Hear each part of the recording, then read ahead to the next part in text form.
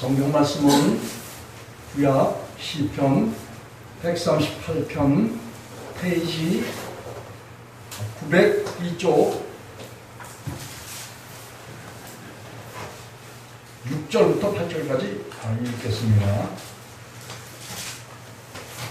시작. 여호와께서 높이 계셔도 낮은 자를 하감하시며 멀리서도 교만한 자를 아시나이다. 내가 환난 중에 다닐지라도 주께서 나를 소송케 하시고 주의 손을 펴사 내 원수들의 노를 막으시며 주의 오른손이 나를 구원하시리이다. 여호와께서 내게 관계된 것을 완전케 하시리라. 여호와의 주의 인자심이 영원하오니 주의 손으로 지으신 것을 모르지 마옵소서. 아멘. 이 본문의 말씀을 통해서 의인의 관계된 것을 완전케 하시는 하나님이라는 제목입니다. 이 다윗은 오늘 그 시편에서 하나님이 자신에게 띠를 띠셨대요. 다시 말하면 하나님의 권능의 띠, 곧 예수 그리스도로 띠띠웠다라고 시편 18편 32절에서 그렇게 다윗은 증거를 했어요. 그럼 이게 예수님을 믿는다 했을 때 우리가 예수님을 그냥 우리 마음으로 믿는 그런 것만을 말하는 게 아니에요.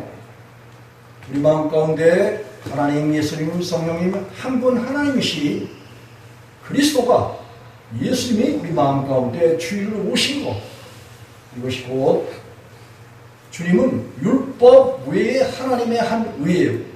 율법 외에 하나님의 한 의라 라고 말할 때 성경 전체적인 것을 율법이라고 말하지만 그 율법을 내신 그런 분이 바로 주 예수 그리스도, 바로 여호와 하나님이시라는 거예요. 그리고 그분은 지금 믿는 백성들에게 성령으로 오셔서 우리와 동행하시면서 영원토록 하나님의 뜻이 완전히 이루어지는 놀라운 역사를 먼저는 우리 안에서 이루시고, 그리고 온 천지와 만물을 지으신 하나님의 목적과 뜻이 이제 예수 그리스도 안에서 그 믿는 백성들에게 이루어져서 이 땅에서 호흡하면서 하나님께서 만물을 지으시고 그 가운데 하나님의 형상대로 지으신 곧 저와 여러분 피조물 된 주의 백성들, 그 백성들이 인류를 한 혈통으로 지으셔서 아담과 하와의 혈통으로 지으셔서 거주와 경계를 한해서 각처에서 생육하고 번성하라 말씀하신 그 하나님께서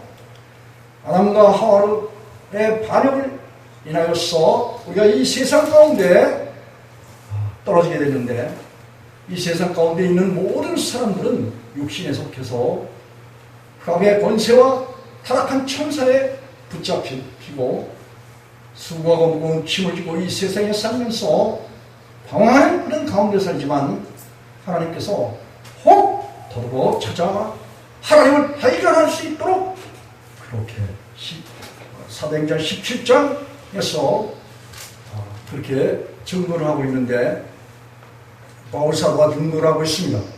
그런데 우리가 예수 그리스도를 믿고 구원을 얻는 것은 창세전에 그리스도 예수 안에서 하나님 우리를 택하셔서 그 앞에 거룩하고 흠이 없는 그런 백성으로 세워서 하나님께서 함께 연합해서 살아가도록 그렇게 하나님의 형상을 담은 하나님의 백성들을 창세전에 아버지께서 택하시고 그 아들 예수 그리스도에게 모든 것을 주셔서, 그래서 우리가 그리스도 예수 안에 돌아오게 되면은 우리가 예수님으로 말미암는 의, 로마서 5장 1절과 그리고 6장 7절과 그리고 빌립보서 3장 9절, 고린도후서 5장 21절에 우리가 하나님의 의가 되어서 그래서 하나님과 영원토록 동행하며 살아가는 거룩한 그런 하나님의 친백성으로 우리를 세워 주신 것입니다. 하나님께서는 이 우리들에게 하나님의 오른손과 오른팔이신 예수 그리스도를 주셨어요.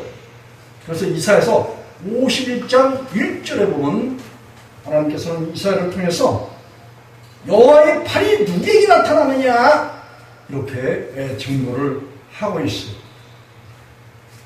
예수님께서는 구약 백성들에게도 구원의 주가 되셨어요.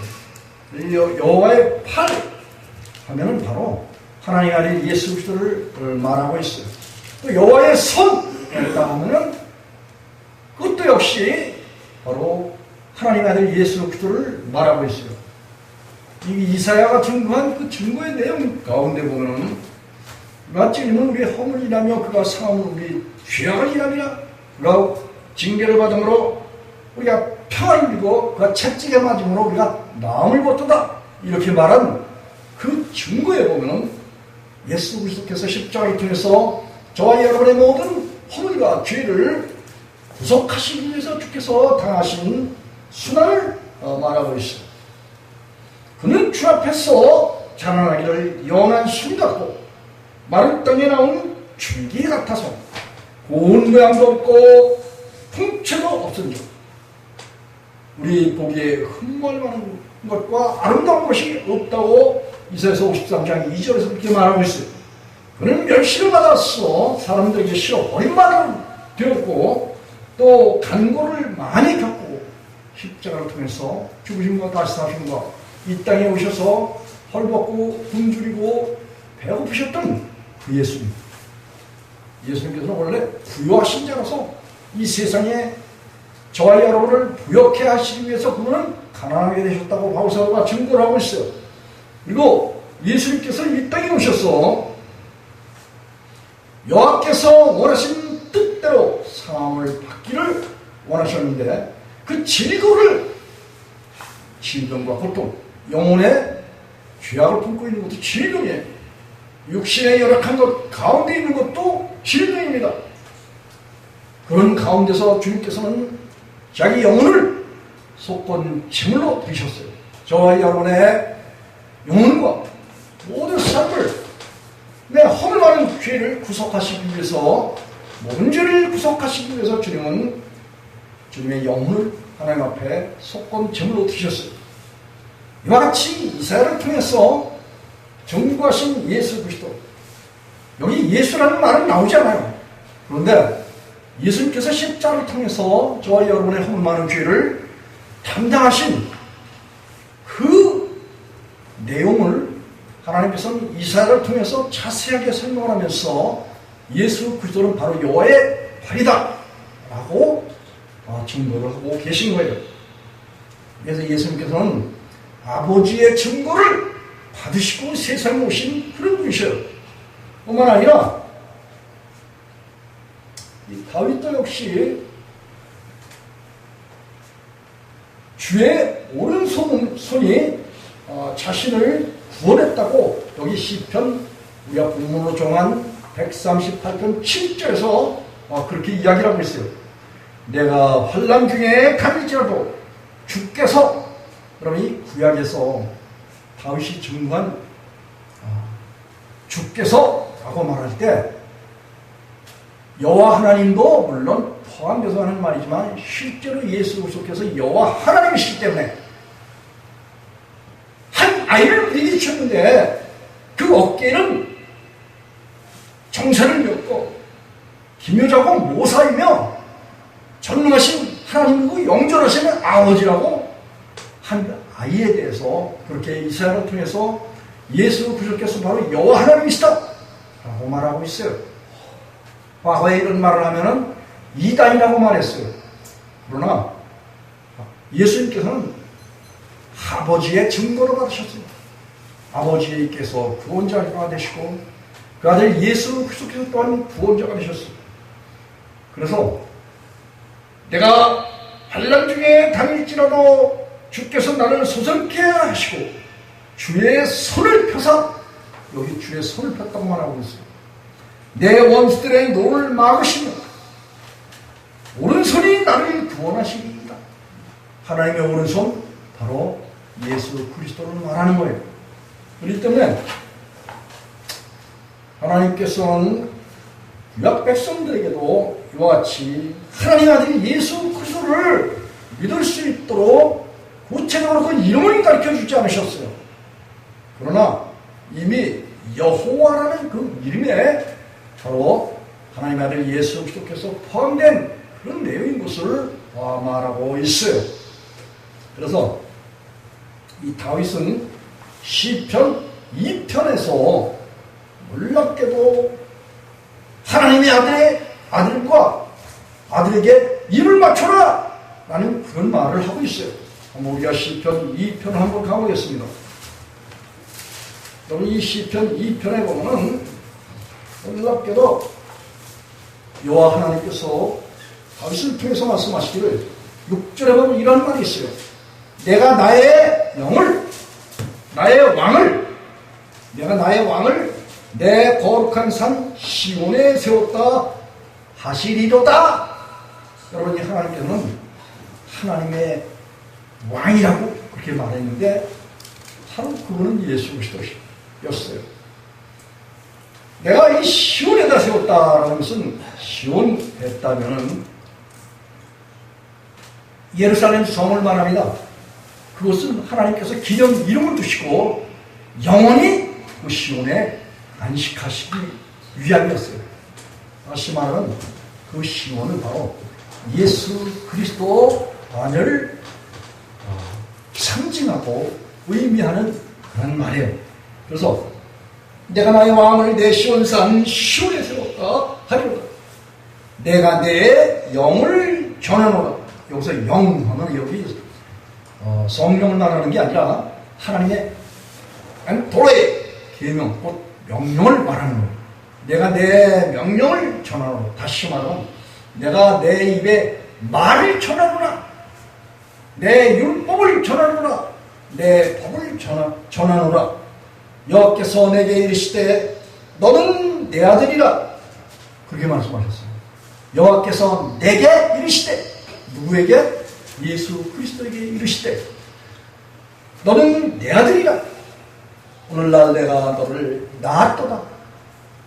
여러분, 창조주 여호와 하나님께서는 그 아들 예수 그리스도를, 원래 예수님은 여호와 하나님이셨는데 저와 여러분을 구원하시기 위해서 세상 가운데 오실 것을 하나님께서 미리 예언해 주시는데, 그래서 이 세상 가운데 성령을 통해서 마리아의 몸을 빌려서 세상 가운데 오신 예수 그리스도. 그래서 예수님이 원래 창조주 하나님이셨어요. 천지와 만물을 지으신 그런 분이신데도 불구하고 저와 여러분을 구원하시기 위해서, 죄 가운데서 구원하시기 위해서 세상 가운데 보내셔서 여인의 몸에서 태어나신 그 과정이 곧 너는 내 아들이라. 오늘날 내가 너를 낳았도다. 겐나오라는 헬라인들의 말에 이 세상에 여인의 몸속에서 10달 배 아파서 세상에 태어나셨다라는 거예요. 저와 여러분의 세상에서 생산된 그 과정을 그대로 창조주 하나님이 겪으시고 말씀이신 예수 그리스도께서 세상에 낳으셨다, 이런 표현을 했어요. 내게 구하라. 뭐예요? 여호와 하나님께서 그 아들 예수 그리스도에게 명령하시기를 내게 구하라, 이렇게 말씀하셨습니다. 내가 열방을 기업으로 주리라. 유업으로 주리니 네 소유가 땅끝까지 이르리로다, 이런 말을 했어요. 하나님께서는 예수 그리스도의 행적이 내가 철저으로 저희를 깨뜨리며 질그릇같이 부수리로다. 이건 뭐냐? 세상의 육신에 속하고 마귀에 속하고, 그리고 이 세상에 하나님 없는 이 모든 하나님의 적대적이고 원수된 모든 것들, 그런 것들에 대해서 하나님께서는 뭐라고 말씀하셨어요? 예수 그리스도를 위해서 바로 질그릇같이 부서질 것을 예언하신 거예요. 그런즉 군왕들아 너희는 지혜를 얻으며 세상의 관들아 교훈을 받을지어 여호와를 경외함으로 섬기고 떨면서 즐거워할지어다. 그래 말했어요. 여러분, 그리고 또 한 말, 요한께서는 그 아들 예수 그리스도를 세상에 보내주셨는데 내가 이 아들을 보낼 텐데 그 아들에게 입을 맞춰라. 그렇게 말씀하셨어요. 몇 절에? 12절. 시편 2편 12절. 그 아들에게 입 맞추라. 그렇지 않으면 진노하심으로 너희가 길에서 망하리니 그 진노가 급하심이라. 여호와를 의지하는 자는 다 복이 있도다. 아멘. 여러분, 이 하나님께서 그런 백성들을 구속하시고 그 백성들을 하나님 앞에 세우시기 위해서 그 아들을 보내주시겠다라고 약속하신 거예요. 그래서 이 구약 백성들도 누구를 믿었어요? 하나님의 아들을 믿었어요. 그 이름은 몰라. 근데 그 아버지 여호와를 믿고 또 여호와는 그 이름이 구원자예요. 죄로부터, 이 세상의 마귀로부터, 이 세상의 썩을 탐욕으로부터 구원하시는 여호와예요. 바로 이 예수 그리스도도 그 이름이 구원자입니다. 그래서 그 아들에게 입을 맞추어야 돼요. 하나님께서 보내신 그 아들, 창세기 3장 15절에 여인의 후손, 그 여인의 후손은 뱀의 머리를 밟을 거고 뱀은 여인의 발꿈치를 업을 건데, 예수님께서는 십자가를 통해서 요한복음 16장 11절에 보면 세상 임금을 심판하셨어요. 히브리서 2장 14절에서도, 요한일서 3장 8절에도 예수께서 세상에 오신 것은 마귀를 멸하러 오셨어요. 그래서 마치 마귀를 멸하시고, 그리고 저와 여러분을 그 마귀의 속박으로부터 해방시키고, 율법에서 정죄받는 곳에서 해방시키고, 육신의 정욕, 탐욕, 음욕, 이 세상 모든 것들을 사랑하는 그런 부도덕한 마음에서 건져내시고, 그리고 하나님과 연합해서 그 아들 예수 그리스도의 입맞춤을 통해서 연합해서 하나님과 화목한 관계가 되도록 하나님께서 그 아들을 보내시겠다라고 창세기 3장 15절에서부터 에덴의 동산에서부터 그렇게 구절절 증거하셨어요. 출애굽기에서도 그렇고 여호수아를 통해서도 그렇고 형제 중에 너 같은 그런 자를 보내줄 터인데 너희는 그의 말을 들으라. 그렇게 증거를 했어요. 모세가. 하나님께서는 모세를 통해서도 그와 같이 군대장관, 또 여호와의 사자라고 표현했는데 그 아들 예수 그리스도를 말한 거예요. 그래서 이 구약 백성들도 예수 그리스도에 의해서 구원을 받는 것이 분명한 것이 고린도전서 10장에 보면 1절로 쭉 보면은 이스라엘 백성들이 애굽에서 구원을 받을 때 6월절 양을 통해서 속죄를 받고, 바로 그 6월절 양은 예수 그리스도의 십자가의 예표예요. 그들이 홍해를 건너면서 물과 또 우리 신령한 음료를 마셨어요. 광야에서 신령한 음료를 마셨는데 만나와 또 그리고 예수님께로부터 성령의 은혜를 받은 거예요. 바로 말 여호와 하나님께로부터 성령의 은혜를 받았는데 그 성령의 은혜를 받은 것이 곧 예수 그리스도의 성령을 받은 거예요.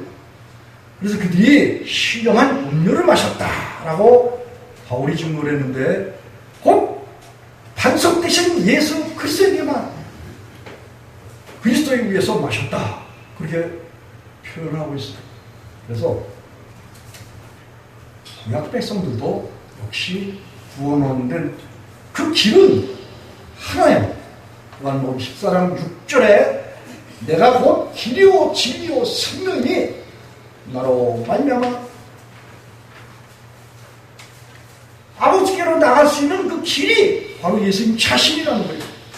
내가 곧 길이요 진리요 생명이니 나로 말미암지 않고는 아버지께로 올 자가 없다. 그렇게 말씀하셨어요.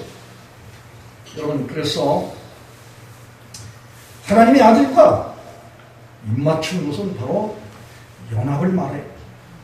이것은 그리스도와 교회를 말합니다. 여러분, 그리스도와 교회는 예수님에게 시집을 간 사람들이에요. 그래서 예수님에게 시집을 가면 어떻게 해요? 먼저는 마음이 서로 맞아야 돼요. 예수님은 어떤 마음이에요? 선한 마음을 가지고 계셔요. 의로운 마음을 가지고 계셔요. 거룩한 마음을 가지고 계십니다. 옳은 마음을 가지고 계셔요. 그래서 예수님의 마음을 품고, 다시 말하면 예수님 우리 안에 오시면은 예수님은 예수님이고 내 생각은 내 생각이고 내 마음이야. 이런 사람은 평생 신앙생활에도 예수님과 전혀 상관이 없는 사람이에요. 예수님을 우리 마음속에 주인 삼으면 우리가 예수님의 마음을 품는 거예요. 예수님의 마음이 있다면 예수님의 생각이에요. 예수님의 모든 생각은 뭐예요? 시편 51편 7절에 나의 백성은 의를 안다는 거예요. 바로 예수 그리스도를 안다는 거예요. 그리고 예수 그리스도의 의를 아는 그런 사람들은 마음에 뭐가 있다? 율법이 있다. 다시 말하면 계명과 말씀이 있다. 성경 전체적인 그런 모든 말씀들이 그 사람 영혼 속에 계실 때 바로 예수님의 생각을 품었다. 이 골로새서 3장 10절에서 우리가 예수님을 마음에 주인 삼게 되면 주님과 우리와 연합해서 한 존재가 되고 지식으로 새롭게 된다는 거예요. 여러분, 이 하나님의 말씀이 이 세상 사람들이 품고 있는 생각과 전혀 다른 거예요.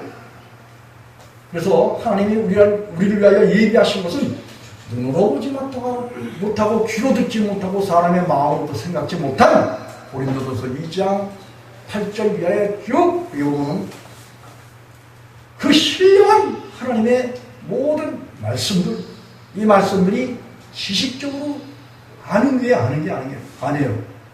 이 말씀들이 하나님에 의하여, 예수님에 의하여, 성령님에 의하여 우리 속에서 재해석되어질 때 깨달음을 주고 믿을 마음을 주고, 이 예레미야 24장 7절에 아는 마음과 믿는 마음을 우리에게 주시는 거예요.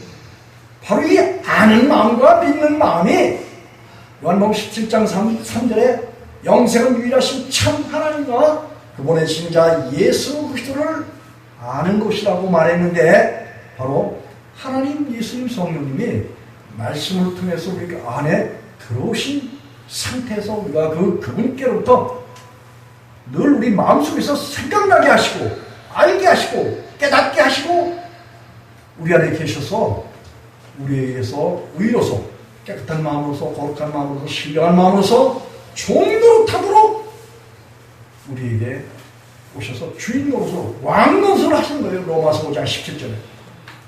그래서 우리가 믿음이 있다 라고 말할 때 내 안에 예수님이 주인 되신 거예요. 그래서 그분이 우리 안에서 의로서 왕노릇하신 그 상태가 바로 예수님과 입을 맞춘 상태예요.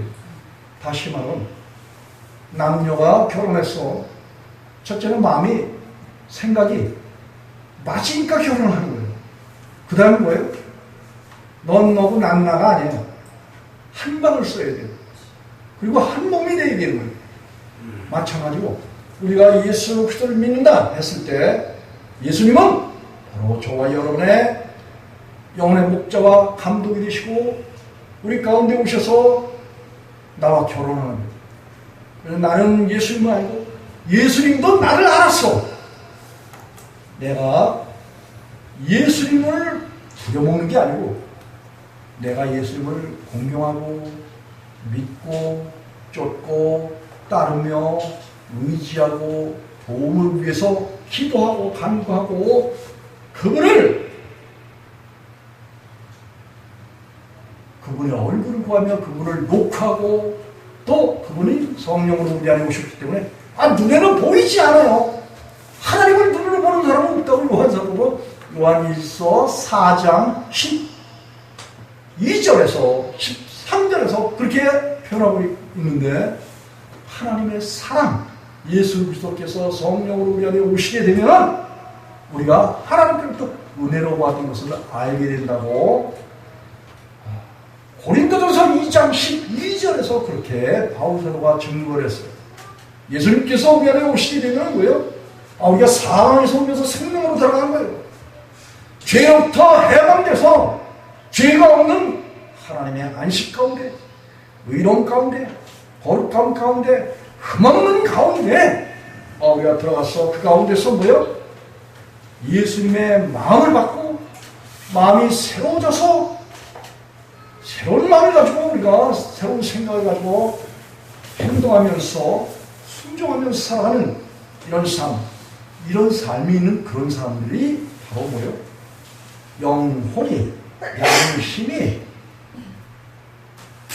소송케이었다고 시편 138편 7절에서 오늘 다윗이 그렇게 이야기하고 있어요.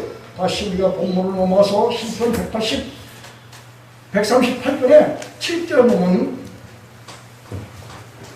페이지 902쪽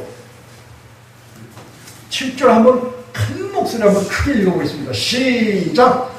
내가 환난 중에 다닐지라도 주께서 나를 소송케 하시고 주의 손을 펴서 내 원수들의 노를 막으시며 주의 오른손이 나를 구원하시리로다. 아멘. 여러분, 우리가 예수님을 믿게 되잖아요.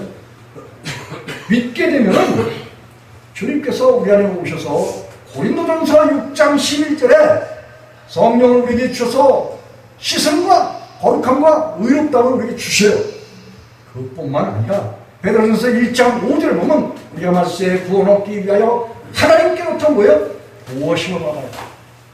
보호하심을 받는데 이 세상엔 뭐가 득실거리냐? 마귀의 속임수와 괴계가 득실거려요. 그리고 마귀의 유혹이 할 수만 있으면 그 택한 자로 삼킬 자를 찾아서 삼켜버린다고 베드로 사도가 그렇게 증거를 하고 있어요. 그러면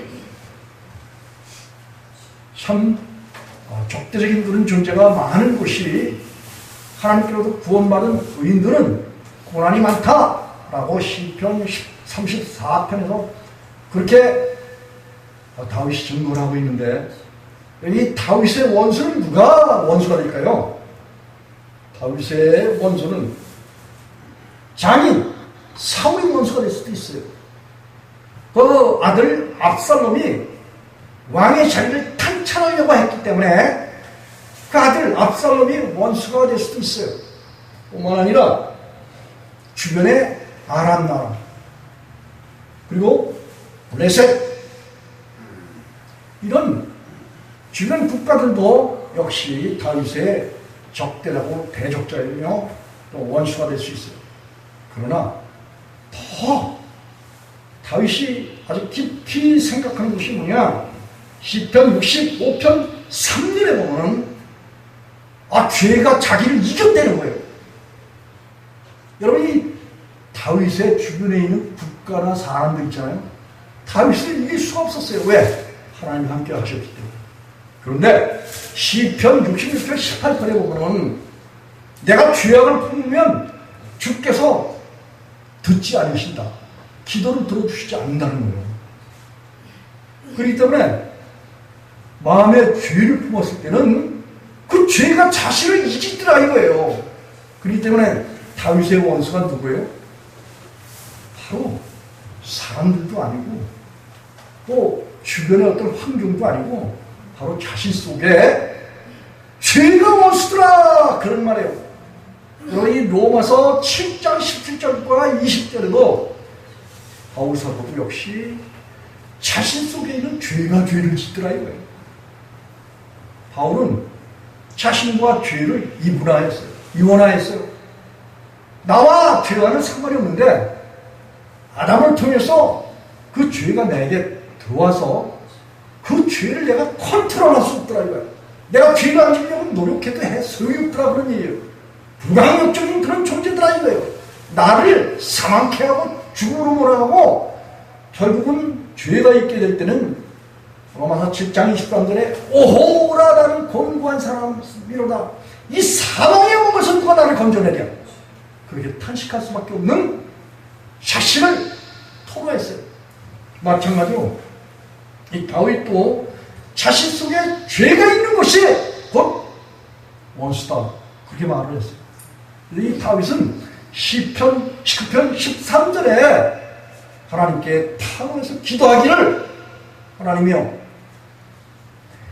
내게 범죄를 범치 않도록 주여 저의 모든 죄를 사하여 주시고 저를 지켜주십시오. 죄를 범치 않도록 지켜달라고 여러분 기도하셨어요? 기도하셔야 돼요. 이 다윗과 같이 기도하셔야 돼요. 죄가 주관치 못하도록 하나님의 백성들은 죄와는 상관없는 삶을 사는 게 하나님께서 하시는 조치예요. 하나님께서 그런 마음을 우리에게 조성해 주시는 거예요. 하나님의 일이야 이게. 하나님이 십자가를 지신 목적이 뭐예요? 저와 여러분의 모든 죄를 우리 가운데서 완전히 영원히 속죄하시기 위한 하나님의 행위예요. 그래서 우리가 죄사함 받고 자유를 누리는 것은 우리 노력 가지고 되는 것이 아니라 바로 하나님이 우리 안에 주인 되셔서 왕으로 타실 때 그분으로 하여금 우리가 죄로부터 해방이 되는 거예요. 이런 말을 구체적으로 바울 사도는 로마서 8장 1절과 2절에 그런즉 그리스도 예수 안에 있는 자에게는 결코 정죄함이 없다니 이는 그리스도 예수 안에 있는 생명의 성령의 법이 죄와 사망의 법에서 너희를 해방했다 라고 말하는 거예요. 죄와 사망의 법, 바로 이 율법의 정죄를 말하고 있어요. 그런데 이 율법의 정죄에서 해방되려면 성령 대신 예수 그리스도, 로마서 5장 5절에 하나님의 사랑 예수 그리스도께서 성령으로 말미암아 저와 여러분 가운데 부어주신다는 거예요. 기름 부음이 우리 안에 오신다는 거예요.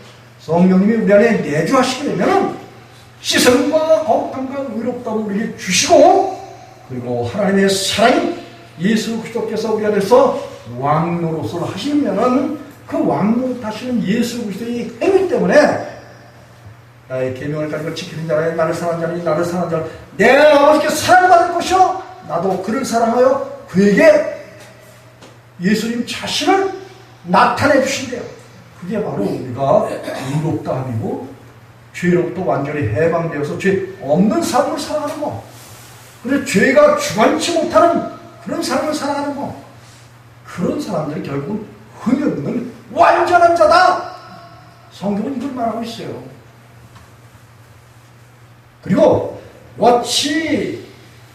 그렇게 완전한 삶을 살아가는 그런 사람들을 하나님께서는 뭐예요? 우리는 고난이 많지만 그 모든 환난 중에서, 고난 중에서 붙드시고 그리고 그 가운데서 구원해 주신다는 거예요. 건져 주신다. 그런 말을 다윗은 해요. 그런데 문제는 이렇게 되게 해 주시라고 어떻게 해야 돼요? 외쳐야 된다 이거. 기도해야 된다 이거. 부르짖어야 된다 이거. 지져야 된다 이거예요. 한번 성경 한번 찾아보겠습니다. 시편 34편 17절.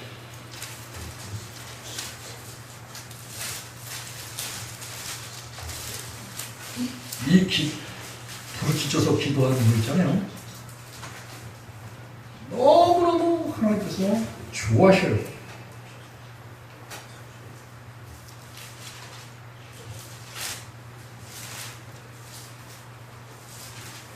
너희는 내게 부르짖으라. 내가 내게 응답하였고 그 비밀한 일을 너희에게 보여주리라. 예레미야 33장 2절에서 그거 그 비밀한 일을 보여주셔요. 바로 하나님께서 역사하시는 그 역사를 보여주신다 그런 말씀이요. 하나님의 아들 예수 그리스도를 주신다 그런 말이에요. 그거 비밀한 일. 고린도전서 2장에 하나님의 비밀은 예수 그리스도라고 말했어요. 그래서 우리가 하나님께 부르짖어 기도하면은 예수님이 우리 마음의 주인 되시고 그분이 주인 되시면은 바로 뭐가 일어나? 구원이 일어나는 거예요. 그러니까 죄로부터 해방되는 거예요. 하나님의 사랑받는 자가 되는 겁니다. 나를 사랑하는 자가 나의 사랑을 입으며 나를 간절히 찾는 자가 나를 만난다. 잠언 8장 17절에서 그게 솔로몬을 통해서 말씀하셨어요. 시편 34편 17절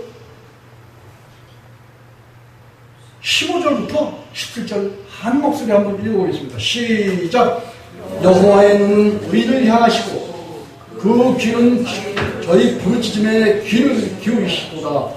여호와의 얼굴은 행악하는 자를 대하여 저희의 자취를 땅에서 끊으려 하시는도다. 의인이 외침에 여호와께서 들으시고 저희 모든 환난에서 건지셨도다. 아멘. 여러분, 하나님은 죄를 범하는 행악자들 있잖아요. 그 자취를 아주 끌어버리시겠다는 거예요. 죄 짓고 천국 간다는 사람들, 죄 져도 예수님만 믿어도 천국 간다는 사람들. 어느 유명한 장로가 사람들한테 병 고치는 막 그냥 그런 행위를 하고 그리고 하는 말이 예수님을 믿고 위로땅을 받았기 때문에 로마서 5장 1절과 9절을 이제 말하면서 그런 말을 해요. 위로땅을 받았기 때문에 혹 실수로 죄를 범할지라도 라고 말하면서 자신들과는 상관이 없다는 구원파 믿음을 그렇게 전파하더라고요. 여러분, 하나님은 자기 택한 백성들 가운데서 아주 죄를 우리 가운데서 멀리 옮기시고 없이 하시고 죄를 뭐예요? 정죄받을 것이 없도록 그렇게 시편 32편 1절과 2절에 어머니 사함을 없고 죄에 가르치고만 자가 복이 있으며 마음에 간사가 없고 여호와께 정죄를 당치 않는 자가 복이 있다. 그렇게 하나님께서 다윗을 통해서 말씀하셨습니다. 마음에 간사가 없으니까 육신의 목숨과 죄를 붙잡고 있는 마귀와 또 탐욕을 부리고 이 세상 종력을 쫓아서 행하도록 하는 이 모든 것들을 거스려서 없이 하시는 성령님의 역사를 쫓고 따르는 갈라디아 5장 16절 17절에 그래서 그 믿는 그 백성들에게 선 거예요. 하나님께서 이 의인 했다면 하나님께서 구원받은 그런 백성들이에요. 그래서 하나님께서 뭘 얻었다? 의롭다함을 얻었어요. 그래서 우리가 하나님의 의가 됐다고 고린도후서 5장 21절에서 이렇게 말했고 로마서 6장 7절은 우리가 하나님께로부터 죽은 자가 다시 살아나서 하나님께로부터 의롭다함을 얻었기 때문에 분명히 의롭다함을 얻은 거예요. 예수님이 우리 마음 가운데 주신 주인 되신 거예요. 그리고 다시는 죄를 범하지 않는다고 요한일서 3장 6절과 9절과 5장 18절에서 그게 증거를 하고 있어요. 그래서 하나님께서는 의인이 외침에 여기 17절에 보면 의인이 어떻게 해야 된다고요? 외쳐야 돼요. 의인의 간구를 잘 들어주신다는 그런 말씀이에요. 그냥 조용히 그냥 나 예수님 따라서 살겠습니다 한다고 물론 그것도 예수님의 마음이면 예수님의 마음같이 변화돼서 예수님의 마음을 받고 예수님의 마음같이 변화를 되면 그것도 가능성이 있죠. 그러나 하나님께서는 뭘 원하시냐? 하나님을 향해서 발돋움을 하는 거예요. 나아가는 거예요. 부르짖어서 간구하고 하나님을 붙잡고자 하나님과 연합하고자 하는 간절한 마음이 있는 이런 걸 원하셔요. 부부지간에도 같이 살면서 서로 사랑한다는 고백 안 하는 사람들 있잖아요. 회개해. 서로 사랑한다고 고백을 해야 돼요.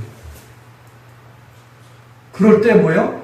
서로가 서로에게 아하, 우리 아내는 나만을 사랑하고 있구나 라는 것을 누가 확인한다? 신랑이 확인하고 또 아내가 확인하고. 그래서 여기 의인이 외침에 이게 뭐냐면 하나님 사랑합니다! 이걸 말합니다. 내가 내 마음을 보십시오. 하나님 내 마음을 보세요. 내가 하나님을 향한 진실한 마음이 있고 하나님을 사슴이 쉬는 물을 찾게 갈급한 것 같이 찾고 마른 땅이 비를 기다리고 같이 하나님 내가 기다리고 그리고 파수꾼이 밤새도록 적군을 향해서 경계 근무를 쓰다가 새벽에 동이 트잖아요. 그런 거예요. 이제는 더 이상 적군을 경계할 이유가 없잖아요. 그렇기 때문에 새벽에 동이 트게 되면 안도감과 안식함과 쉼이 뜻입니다. 하나님을 그렇게 아침에 태양빛이 떠오르기를 기다리는 파수꾼과 같이 하나님을 뭐예요? 바라보고 믿고 의지하고 기다리고 그 얼굴을 구하고 하나님과 사랑하는 하나님과 동행하고자 하는 이 간절한 마음, 이 간절한 마음으로 하나님께 뭘 해야 된다? 기도를 해야 된다 이거예요. 이 기도는 결국은 고백이야. 하나님 앞에 고백이야. 하나님을 사랑한다는 그 고백이야. 이 고백이 여러분들 속에서 충만토록 일어나기를 예수님의 이름으로 축복합니다.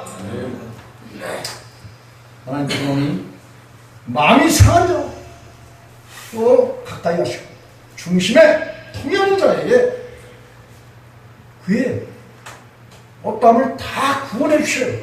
영적인 거, 육적인 거, 이 세상에서 곤란당하는 거, 환난당하는 거, 하나님의 모든 은혜를 넘치게 하시다니 있는 너희를 모든 것이 영원하여 모든 착한 일을 넘치게 하시도록 그러면 이 세상에서 물질도 구해고 찾고 두드리게 된다는 그런 말이에요.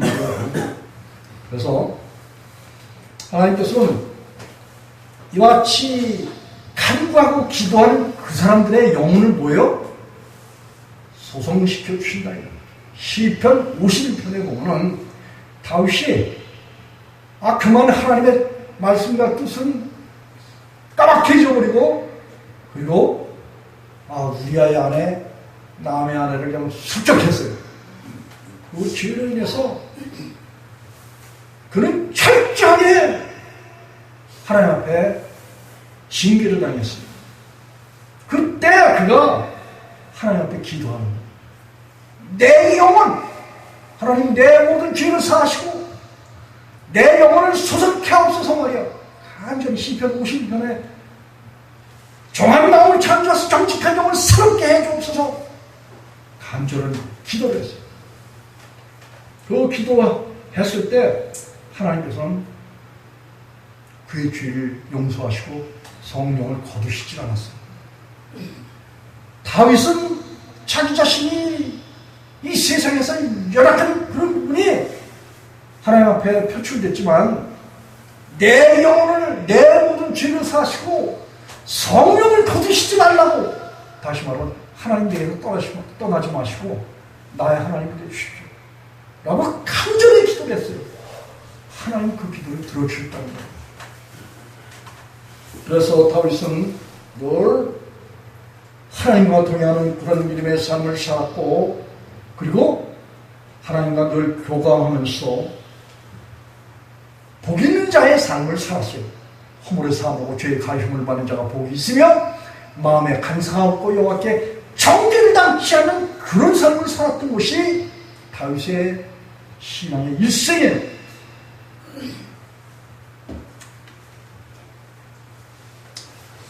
그리고 세상에 다윗에게 원수가 많았었지만 그 모든 원수의 손에서 건져주셨고 다윗은 늘 주님을 경외함으로 인해서 태평한 삶을 살 수 있다라고 말했어요. 실상은 다윗은 주변 국가의 수많은 사람들이 수많은 나라가 이 다윗을 힘들게 했어요. 자기 아들과 또 수많은 자기 밑에 있는 신하들까지도 역시 다윗을 힘들게 했던 그런 가운데서 하나님께서 모든 환난 가운데서 건져주셨어요. 여러분이 잠언서 20장 7절에 보면 바로 사람의 영혼은 여호와의 등불이다. 다시 말하면 촛불이다. 하나님께서 사람 가운데 오셔서 사람의 영혼에 빛을 비춰주시기를 원합니다. 다시 말하면 사람의 영혼 가운데 하나님의 마인드, 하나님 화, 그리스도 화, 성령의 신령한 은혜를 주셔서 하나님의 뜻을 잘 분별하고 하나님의 말씀을 분별하고 하나님께로부터 명철을 얻어서 선악을 분별하면서 하나님의 뜻인 선을 쫓아서 행하는 그런 삶을 살도록 그렇게 인도해 주셔요. 그래서 우리가 이 세상에 살면서 우리의 영혼을 소생케 하시고 날마다 우리와 동행해 주시는 그 하나님을 찬양하고 또 경배하고 그분을 의지하면서 날마다 우리의 영혼이 소생케 해달라고 주님은 우리와 함께 하시면 영원토록 소생케 하신 거예요. 그런데도 우리가 늘 주님께 의뢰하고 그리고 붙잡고 그분의 말씀을 붙잡고 약속을 붙잡고 기도하면서 그분께 우리의 완전함을 허락하시라고 말이지. 또 완전케 해주시라고. 여러분 하나님 앞에 하나님이여 나를 완전케 해주옵소서라고 기도하신 적이 있어요? 다윗은 그런 기도를 했어요. 한번 우리 시편 18편 찾아보지 말고 제가 그냥 많이 그 말씀을 드렸던 거예요. 시편 18편 32절에 보면 하나님이 다윗을 찢으셨어요. 그리고 그는 완전케 행했어요. 완전케 행했다는 것은 바로 하나님의 모든 율법의 말씀을 완전히 지켰다는 거예요. 하나님의 말씀을 지키지 않고 하나님의 말씀을 버리는 자는 악하게 하나님을 떠났다라는 거예요. 그래서 그리스도인의 삶을 했다면 우리가 하나님을 믿잖아요. 하나님 믿게 되면 하나님이 우리 안에 오셔서 이 하나님의 모든 말씀을 지키게 하시는 거예요. 어느 날 부자 청년이 예수님을 찾아왔어요. 어떻게 행해야 영생을 얻을 수 있습니까? 그런 말을 부자 청년이 했어요. 그랬을 때 예수님께서는 살인하지 말라, 간음하지 말라, 도둑질하지 말라, 거짓말하지 말라 이렇게 말하고 내 이웃을 부모를 공경하고 내 이웃을 내 몸같이 사랑하라 그렇게 말씀하셨어요. 그랬더니 부자 청년이 내가 어릴 때부터 그것을 다 지켰다는 거예요. 예수님 하도 이제 신기해서 그러면 가만히 보니까 너는 부자로구나. 네 가진 것이 많구나. 팔아서 다 가난한 자에게 나눠주고 그러게 나를 쫓아라. 그런 말씀을 예수님께서 하셨어요. 그랬더니 그가 근심하면서 예수님을 떠났다고 그렇게 말씀하셨어요. 여러분 예수님의 계명, 이 전체적인 성경 말씀을 지켜야 뭘 얻는다고요? 생명을 얻는다고 그렇게 말씀하셨어요. 그런데 사람이 성경 말씀을 지킬 수 없다고 마태복음 19장 26절에서 마가복음 10장 27절에서 예수님께서 그렇게 말씀하셨어요. 부자 청년에게 그리고 그 제자들에게. 바울사도는 갈라디아 3장 10절과 11절과 5장 3절에서 성경 율법의 모든 말씀을 지켜서 의롭다고 받을 육체가 없다고 그렇게 말하고 있어요. 그래서 그리스도인이 하나님의 말씀을 지킨다, 율법의 말씀을 지킨다 할 때 나는 죽고 예수님께서 그랬잖아요. 부자 청년에게 야, 넌 부자야. 네 가진 소유를 다 팔아서 가난한 자에게 나눠줘. 이 말씀을 하신 건 뭐냐? 부자 청년의 환경 가운데 있는 그런 물질이 아니라 부자 청년 속 마음 가운데 모든 것이 다 들어있어. 세상 것이 좋아하는 게 다 들어있어.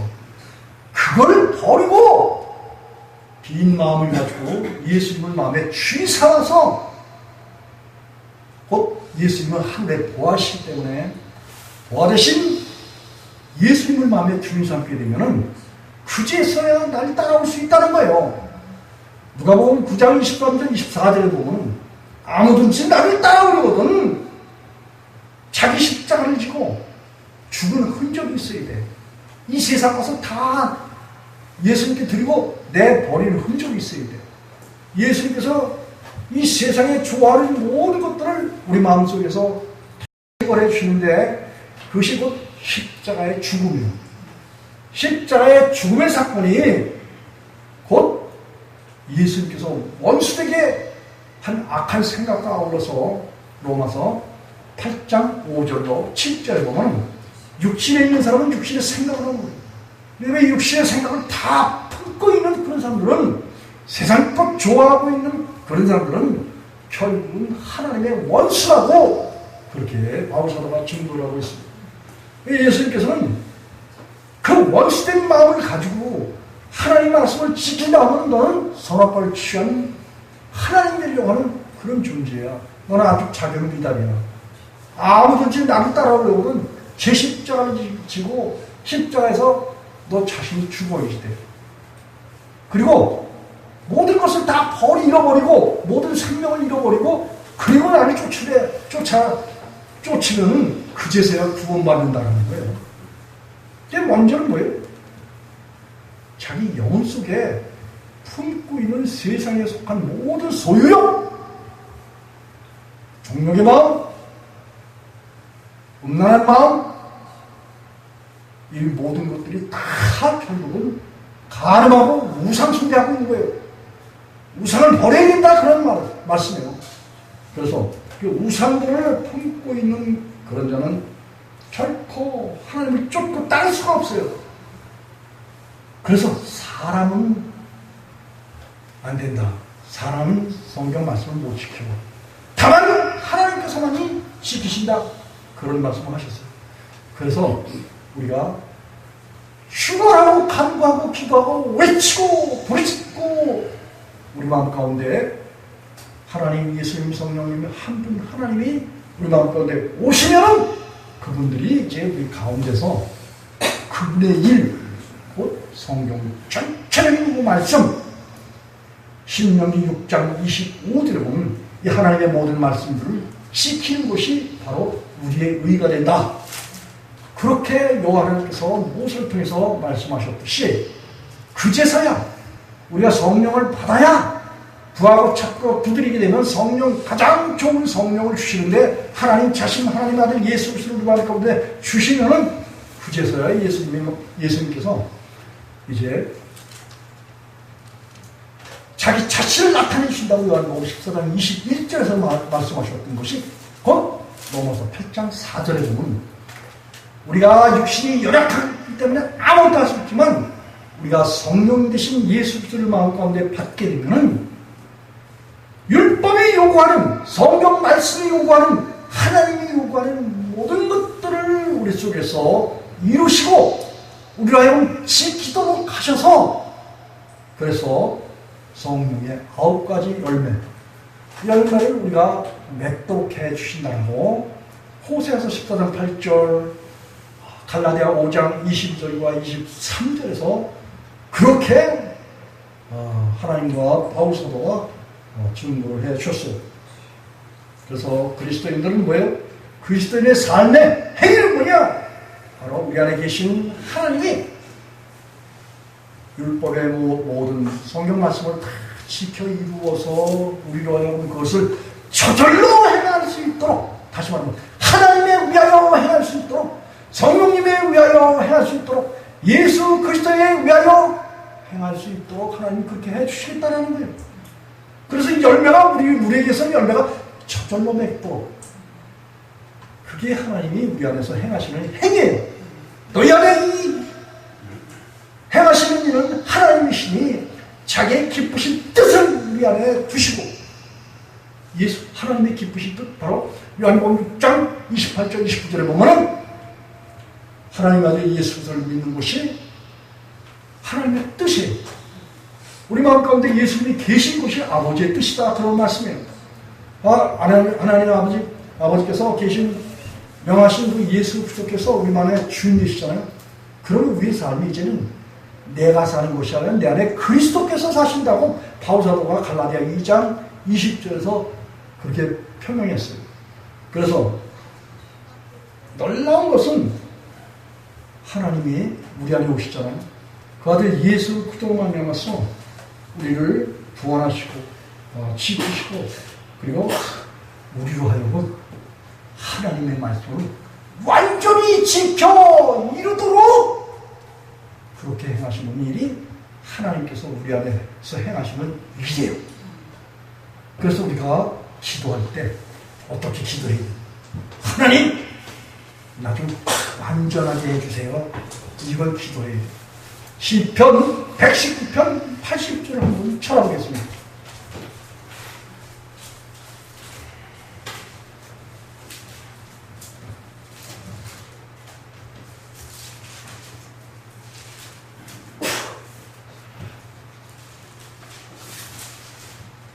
페이지 구약 892쪽 시편 119편 80절 말씀.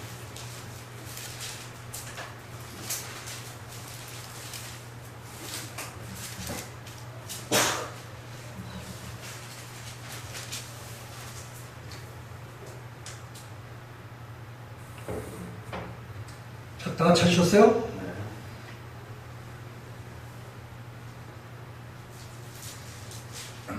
79절, 80절 큰 목소리 한번 읽어보겠습니다. 시작. 주를 경외하는 자로 내게 돌아오게 하소서. 그리하시면 저희가 주의 증거를 알리이다. 내 마음으로 주의 율례에 완전케 하사 나로 수치를 당치 않게 하소서. 82절. 나의 영혼이 주의 구원을 사모하기에 피곤하오나 나는 오히려 주의 말씀을 바라나이다. 아멘. 이 다윗은 하나님을 향해서 믿음 있는 그런 고백을 하는 것이 뭐냐? 시편 18편 21절 22절에도 그는 하나님의 말씀을 다 지켰다, 완전히 지켰다, 그런 표현을 해요. 그리고 그렇게 완전히 지키는 그런 사람에게 하나님께서 뭐예요? 25절에 하나님의 완전함을 보여주신다는 거예요. 하나님의 완전함을 그렇게 바라는 자에게 나타내 주신다는 거예요. 여기 80절에 보니까 내 마음으로 주의 율례에 완전케 하사, 뭐예요? 완전케 해달라는 하나님 앞에 뭐예요? 기도예요, 기도. 여러분, 우리가 이 예수님을 믿으면서 예수님이 우리 안에 오시잖아요. 그럼 우리로 하나님의 율법의 모든 말씀을 하나님께서 그 예수 그리스도의 영이신 성령을 통해서 다 이루신다고 로마서 8장 4절에서 그랬죠. 또 에스겔서 36장 27절에서도 그렇게 말하고 있고, 또 신명기 26장 18절에서도 하나님께서는 그렇게 하나님의 모든 율례, 규례, 법, 이 모든 것들이 다 하나님의 율법인 하나님 입에서 나온 말씀이에요. 이 말씀을 하나님이 지키게 하리니 라고 하나님께서 말씀하셨어요. 하나님이 지키게 하신다는 거예요. 하나님이 지키게 하실 때 그 하나님의 능력에 의하여 하나님의 말씀이 뭐예요? 지켜지는 거예요. 우리가 믿음이 있다. 우리 안에 하나님, 예수님, 성령님 한 분 하나님이 내 안에 되셨다 할 때는 하나님의 말씀을 지키는 거가 수월한 거예요. 말씀을 안 지키는 것이 힘든 거야. 그런데 하나님이 내 안에 오시잖아요. 하나님의 말씀이 뭐예요? 절로 지켜진다 그런 말씀이에요. 내가 지키려고 힘들게 노력하지 않아도 절로 지켜지는 거예요. 안 지키면 괴로워, 피곤해. 근데 지키면 뭐예요? 행복해. 수고는 따라도 즐겁고 기쁘고 하나님 앞에서 떳떳해. 다음 대해 당당히 하나님께 나아가.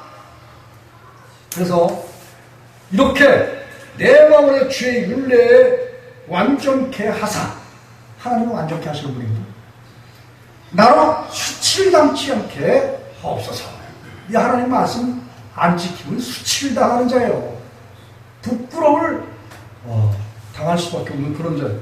그렇기 때문에 하나님의 백성들은 그와 같이 하나님 앞에 하나님의 말씀을 지킬 수 있도록 하나님 도와주세요 라고 기도해야 돼요, 안 해야 돼요?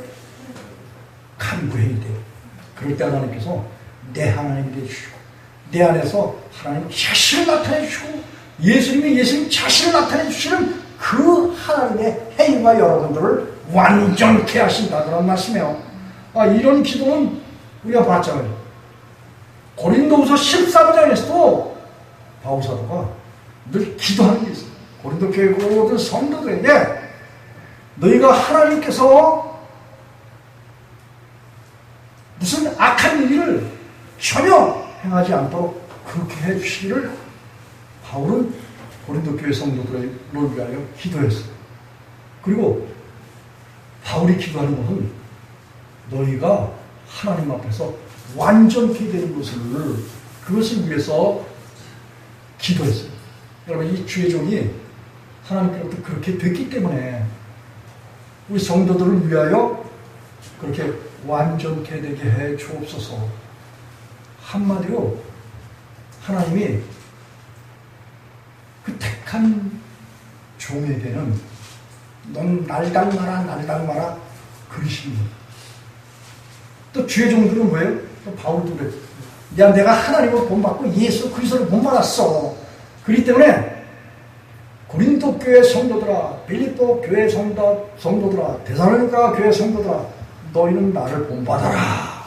그런 말은 뭐냐? 내가 하나님을 본받았기 때문에 하나님이 나와 함께 계시기 때문에 나를 완전케 해주시기 때문에 바울은 완전한 자예요. 어디 그런 말이냐? 고린도전서 2장 6절, 빌립보 3장 15절에 자기 자신을 완전하게 되었다라고 그렇게 표현하고 있어요. 다윗도 똑같아요.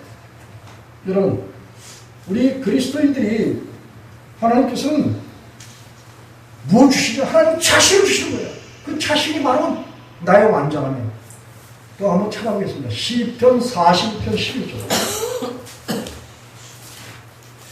그리스도인이 되려면 똑바로 하나님이 원하는 그리스도인이 되어야 돼요.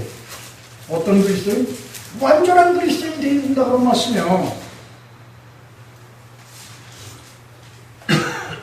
그냥 대충 믿고 지옥 가려면 뭐로 시간 낭비하고 돈 낭비하고 노력 낭비하냐 그런 말씀이에요.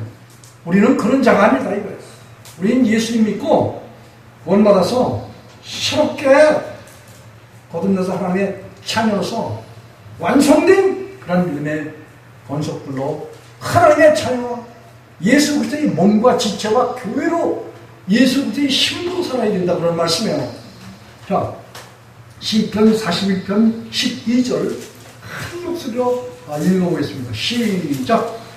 주께서 나를 나의 완전한 중에 붙드시고 영영이 주의 앞에 세우시나이다. 아멘.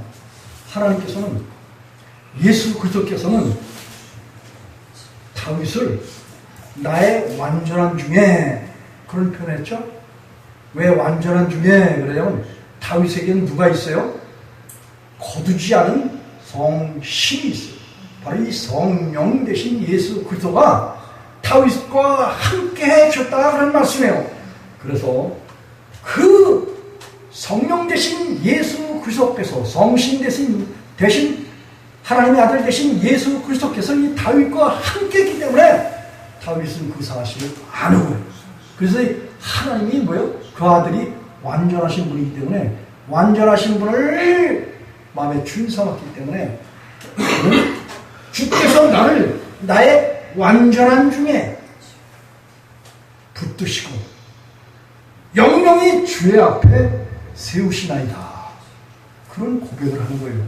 여러분, 그리스도인의 신분이 흠있고 주름 잡힌 것이 있고 티가 있고 부족한 것이 있는, 결점이 있는, 실족함이 있는 이런 존재로 살아가는 것이 하나님의 백성이에요. 흠없고 점없고 티나 주름 잡힌 것이 없는 하나님의 완전, 그 완전이 내 안에서 완전하게 이루어진, 요한일서 4장 13절과 17절에 보면 하나님의 사랑, 예수 그리스도께서 우리 안에 오시면 완전하게 하나님의 뜻이, 하나님의 사랑이 우리 마음 가운데 이루어졌다라고 요한 사도가 이야기하고 있어요. 우리가 믿는 믿음, 바로 하나님께서 그의 의로서, 완전함으로써 우리 가운데 오는 거예요. 그래서 이 다윗은 뭐예요? 나의 완전함 중에, 다시 말하면 내가 하나님 예수님 성령님과 함께 연합해서 한 존재가 된 중에 이걸 말하는 거예요. 바로 예수님을 믿는 믿음 중에. 그래서 나의 완전함이라고 해요. 내가 하나님의 자녀다라는 말도 나의 완전한 중에 그런 말이에요. 그래서 나의 완전한 중에 나를 붙드시는 하나님, 예수님, 성령님. 그래서 의인의 관계된 것은 뭐냐? 하나님이 내 안에 오셔서 나를 완전케 하셔요. 그럼 마태복음 6장 33절에 모든 것을 더하신다고 했어요. 영적이고 삶의 모든 생활에 필요한 모든 것들을 어떻게 하신다? 완전케 하신다. 그런 말씀이에요. 우리 예수라시오 경험 성도들과 성도들의 부모와 또 형제와 혈족들과 자녀들, 나아가서는 이민족과 북한과 열방과 히브리민족을 예수 그리스도를 믿어서 유인된 모든 자들의 관계된 것을 완전케 하시는 하나님의 축복이 함께 하시기를 예수님으로 축복하면서 말씀을 마치겠습니다. 기도하시겠습니다.